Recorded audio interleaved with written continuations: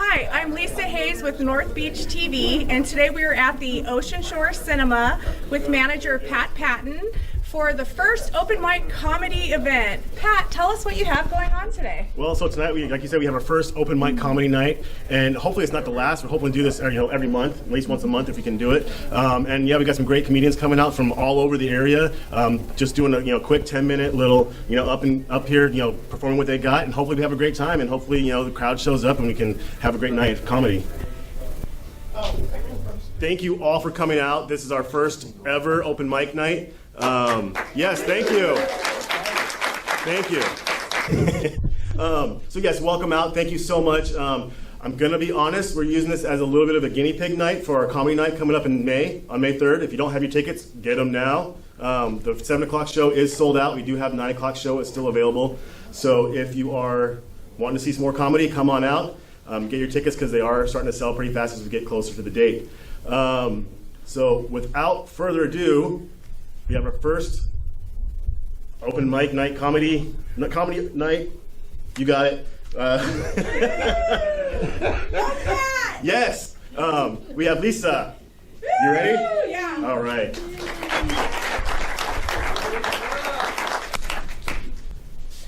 Hey everybody, my name is Lisa Hayes, and this is my first time doing stand-up. Although, if you think about your life, every day is like stand-up. Working sales jobs, whatever, working jobs in Ocean Shore, sometimes that could be stand-up, let me tell you. So, let's go back to Pat. So, Pat Patton. Now, doesn't that sound like a pro golfer name? Seriously, couldn't you just imagine like a golf pro with the name Pat Patton? On the golf course, has his own lemonade named after him. Like, move aside, Arnold Palmer. Gonna have some Pat Patton tonight. So I go to the Porthole Pub, and I'm with my friend, and we get this table that's close to the bar, and you can look like right into the kitchen. So I'm like, I was an Army cook. I like to watch people cooking. I'm looking in the kitchen. Those cooks are blasting Metallica. It's like I'm watching them cook my food, and it's like a couple Metallica songs going. I see them cooking my chicken fried steak, Enter Sandman's playing. Well, my food comes to me. It was the best chicken fried steak, I swear. Like, I could taste the Metallica in my food. I'm telling you. Well, that's all I have for tonight. Next time I come do stand-up, I'll have the whole 10 minutes. But thanks everybody for watching, and Pat, come on over. Let's get this show going some more. Thank you. Thank you, Lisa. And you know what? I've never played a round of golf in my life. No kidding. Not once. Coming up next, we have, I'd say, a fairly seasoned performer. He's performed all over Aberdeen, Hoquiam, I believe, Olympia. We have Jeremiah Hughes. Just give him a round of applause. Hey everybody. How's it going? How are we doing tonight? Ocean Shores, we're doing good. Oh, one more time for Lisa. The first time ever. That's hard, guys. You're right there. That's hard. Stand-up comedy seems easy, but it's hard, is it not, Lisa? Yeah. It's hard. Yeah. I travel all around and do it. I've been all over the state, all over the Pacific Northwest to do comedy, but I was raised in Aberdeen. And I'm sorry immediately, that's fun. I know damn well every single person here knows Aberdeen. And so you know that when I was raised, it was kind of rough. Yeah. Like I was robbed at needlepoint. A lot. I travel all around to do comedy, and inevitably, everywhere I go, at least one person knows where Aberdeen, Washington is. At first, I was surprised, but I noticed a common factor amongst all of it. They always know Aberdeen because of Nirvana and Kurt Cobain, right? And I don't think it's a coincidence that when people think of Aberdeen, they think of Kurt Cobain. Because they started out depressing for a little while, they developed a drug problem, and now they're both dead as hell, guys. Holy. Whew. But I live in Olympia, Washington now. Nobody knows about my past of being born and raised in Aberdeen. And so it's all right. You know, I'm proud of where I come from. It is a little rough. But people will take a look at a guy that looks like me and they'll be like, hey man, you need to check your privilege. Because not everyone's from a gated community.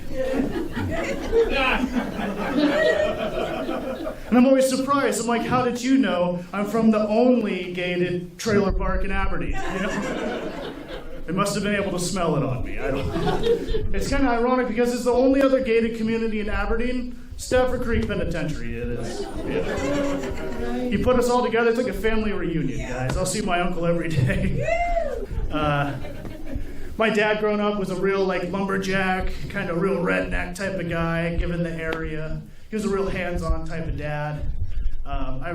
You guys know when you kind of acted up in the grocery store as a kid, and instead of grabbing you by the hand on the way to the parking lot, they grab you by the arm, you know?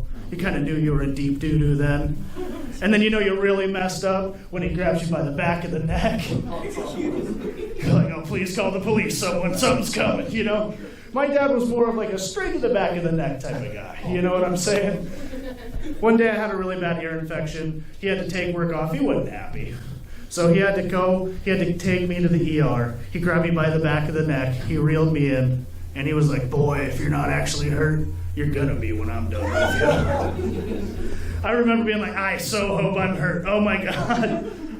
And I can't wait for him to be on his deathbed, guys. Because I'm gonna have to take work off. I'll be pissed. I'll have to grab him by the back of the neck and I'll be like, Pa, if you're not actually hurt, you're gonna be when I'm done with you. That's me killing my dad. One more for practice. Okay. I'll leave you guys on this fun one. My dad didn't do everything wrong. He raised me and my brother right. I got a great nephew. And I don't even hold it against him that he was born into a religious family. I'm going to be honest. So for his holiday, I wanted to get him a religious Lego set. So I went out of my way, because Lego don't make a religious Lego set. So I went out of my way to make him the one and only Passion of the Christ Lego set, guys. And it's super realistic. He loves that part. He gets to build up that little Lego crucifix.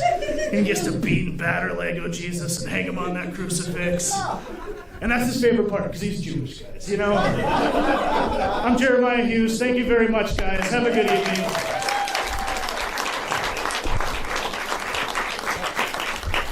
One more time for Pat, everybody. Keep it going for Pat. Thanks, Pat. All right, thank you, Jeremiah. Okay, coming up next, we have Debbie D. Where are we at? There we go. And on deck after that, we have our Plank Island Improv. It's going to be coming up on deck after that. So Debbie, come on down. Let's give her a round of applause. Come on. There we go. You're welcome. Hi, my name is Debbie D. Hi, Debbie. I'm your hometown girl. I live right here in Ocean Shores. It's only had to drive 7 minutes to get here. Wonderful. I recently found out that I'm the same age as the original 1958 Barbie. Yeah, and that makes me highly collectible. And that makes me vintage. You know, one thing I'm curious about Barbie is like how she got so many wonderful, nice things, and yet she's a woman whose legs don't bend. Oh my goodness. You know what? I don't feel vintage. I don't feel that old. I'm still hitting on guys half my age. You know, like I like to go to the Starbucks and hit on the barista, you know, and I usually order my cappuccinos wet. And the other day, so I was at the Starbucks, and there was this just darling young Brad Pitt look-alike barista, and he hands me my cappuccino all frothy and everything, and he says, "You have a nice day, ma'am." And I said, "My name is not ma'am. I'll have you know, I used to be a stripper named Bambi." And he replied, "Well, then you have a nice day, dear." Okay, well, my husband and I waited 12 years to have our first child and only child. And I just am here today to tell you how proud I am of him. Really proud of him. He's just recently graduated from college. Yay! Yeah, cost us $100,000, and I got a T-shirt. Oh, yeah. But you know, that kid is so smart. He graduated with a 4.0 in applied mathematics. And you know, I am a college graduate also, but I graduated with a 2.0, and I majored in alcoholism and plagiarism. Yeah. I don't think I'm his real mom. I have some mom guilt. You know, when he was growing up, he was, you know, kind of a nerdy kid in school, so I dyed his hair blue. That's before it was popular, you know, these colors and everything. So he went to school and he told everybody that my mom used him to clean the toilet. Oy vey, oy vey. I have transferred my addictions to sugar and shopping. Yeah, so I pretty much got pulled over the other day by a cop, and you know, he just told me, ma'am, your eyes look bloodshot. Have you been drinking? Well, that pissed me off because he called me ma'am. So I said, officer, your eyes look glazed. Have you been eating donuts? Yeah. Okay, well, thank you very much. I'm Debbie D. Nice to be here. Thank you. Can you guys hear us all right? Yeah. Should we use the mic? Hear me? I don't know. Can you hear me now? Echo! Echo! Okay. Echo! Good. We all Yes, heard that. Hi, I'm Jelaine Fleury, and we are Plank Island Theater Company improv troupe. So thanks for having us. And this is David. He is our host for the evening. So feel free to laugh at any point. It's okay. Or at me, that's fine too. Not good job. All right, we're going to move on to our first game for you tonight. It's the dating game. The dating game. It's a dating type show, and our contestant tonight is going to be AJ. So AJ, get out of here. All right. Be gone. Oh, goodbye. Yeah. Oh, God damn it. The way this game works is he's going to be appearing on a non-trademarked dating type show, and the three people here are going to have identities that he's not going to know, and he's going to have to figure that out by asking them questions. Of course, now we need to find out what those identities are going to be. So, for Jelaine, anyone from the audience, can I get a household object that Jelaine is? A household object. A chair. All right, you're a chair. All right, I can do that. That's a good one. For Chase, can I get a fictional character? Fictional character. Rumpelstiltskin. You don't know who that is? Can we get a different one? What was it? Batman? Batman. Frodo. We'll go with Batman. my And for favorite. Russell, can I get an animal? Kermit the Frog, I'll be Kermit the Frog. You're Kermit the Frog. Sounds good. All right. I can take it.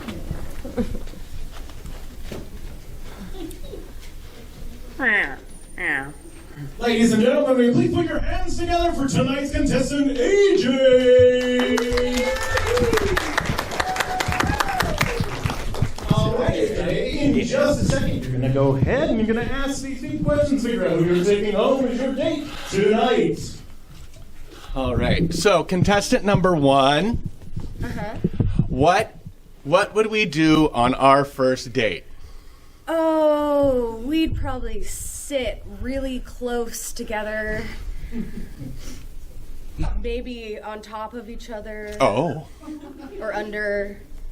I would support you, don't worry. You get to things pretty fast. All right. Contestant number 2, what do you do for work? Fight crime. That sounds dangerous. I like that. Contestant number 3. Hi. Hi. What is your idea of a perfect evening? Oh, first of all, you're not really my type. I'm more into swine. We'll get Well, there. I like to go. I like to go into the deep south and go into the bogs and play my little banjo and sing to children. That's very sweet. All right. Contestant number 2,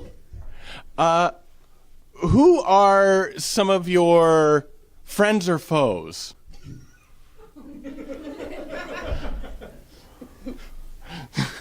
We'll go with breaking the law.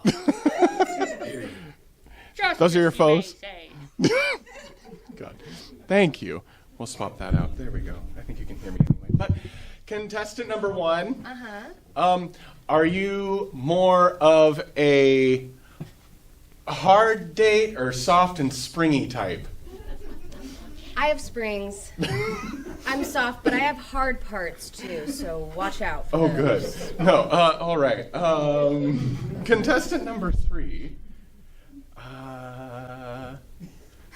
Come on. What would you say? Shoot. You're the only one I don't know. You don't know me. No. Can't you tell by my voice? Oh, yes, now I do. Do you like bacon? Oh, dare you? I think I got it. All right, AJ, why don't you go ahead and tell us who you want to take home? I would definitely take home Kermit for sure. Yeah? Yeah. Who did you turn down? I don't know if Batman's really my type. Not bad. And Kermit and I can just use contestant number 1 later on, if that's okay. To do what? You're sleeping, other activities, what have you. You're not are you a I'm more for mattress? sitting. Oh, you're a chair. Yeah, and Oh, chair. Yeah, thank you very much. Good job. Thank you. Very good. All right, our next game is a game called Two Sentences. The way this game works is 2 of our improvisers in the scene can only use 2 sentences that I have written down on little pieces of paper right here and can't say absolutely anything else. The third improviser, in this case me, can say whatever he wants for the scene. So, Chase, would you please tell me what the 2 lines are you're allowed to say for the scene? That's beautiful, and I don't believe you. Angelaine, you tell me yours. I'm gonna do it. What does that mean? Yeah. All right, and our scenario for tonight, we are on a boat.